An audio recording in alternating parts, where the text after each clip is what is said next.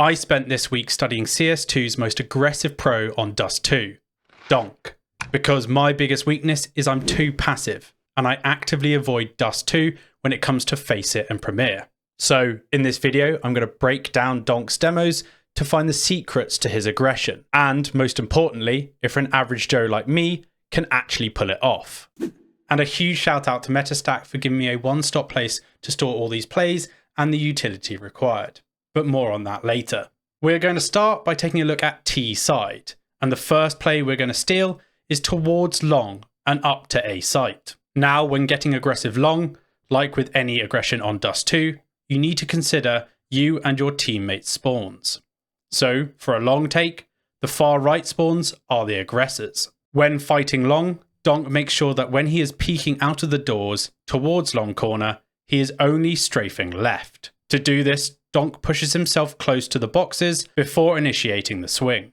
With this swing, Donk focuses his crosshair to the long corner, and after a quick pause, moves forward to take control of long and pit. But you shouldn't have to worry about pit if you have the first spawn. To make this fight more advantageous, Donk makes sure he has flashes from his teammate. If you want to make the fight even more advantageous for your teammates, you can throw a long corner smoke to deny the CT's information and stop the CTs getting an easy AWP kill. To throw this, press up against this wall here, aim at the top of long doors here, and jump throw.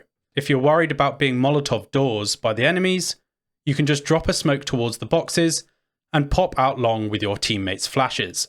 Now that Donk has secured long, he starts working towards A site by first swinging car, clearing Tarek with a Molotov, and then Donk will smoke cross by aiming at this antenna and run throwing. Once the smoke has bloomed, Donk swings round with his teammate and scales on the right hand side towards car to clear off A site and anyone peeking from short or elbow. If Donk still has a Molotov or picks one up off a dead teammate, he will Molotov A site boxes like so. Now, if Donk has a spawn on the complete other side, he will try to work a pick on B, or fight into lower tunnels to secure mid doors and short. For the aggressive B pick, Donk will want this far left spawn so that he can make sure he reaches the B tunnel's entrance before any CTs. Interestingly, when peeking out of B tunnels, Donk will hold for the lower peak and not the box's peak. And on his timing, so in this example it is a CT smoke being thrown, Donk starts to fight into B site. For lower tunnels, you will go in pairs. You will clear close as you run down the stairs, and you swing into lower tunnels to fight anyone close X box or pushed up behind the box in lower tunnels. Now, to take mid space if you're fighting just from mid, the way to do this is simple. You want to smoke double doors by standing here, aiming here, and jump throwing. Then what you can do is drop down into suicide and Molotov short like so. But having studied many of Donk's demos, he rarely does this and focuses on the extremities. Now, once Donk has taken control of mid and wants to fight deeper into mid towards CT or towards a B split, he keeps it really simple. So first he just takes a straight up fight into double doors. From here, he smokes off CT just on the fly and then pushes for the B split. The big focus here is the first two will actually run towards B. They will fight towards window and doors, while the third player is kind of watching for anyone pushing through or blowing up the CT smoke. From the demos I watched of Donk, he rarely pushes up short. This is probably because it's a bit of a choke point and really hard to fight for as a random pug. Now, on the CT side, there's only three main areas to get aggressive.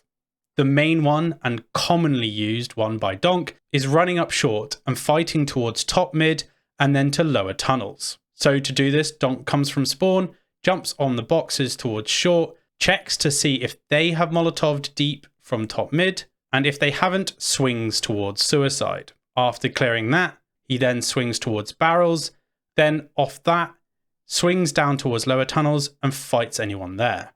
However, if they have Molotov deep short, Donk pulls out of the fight immediately.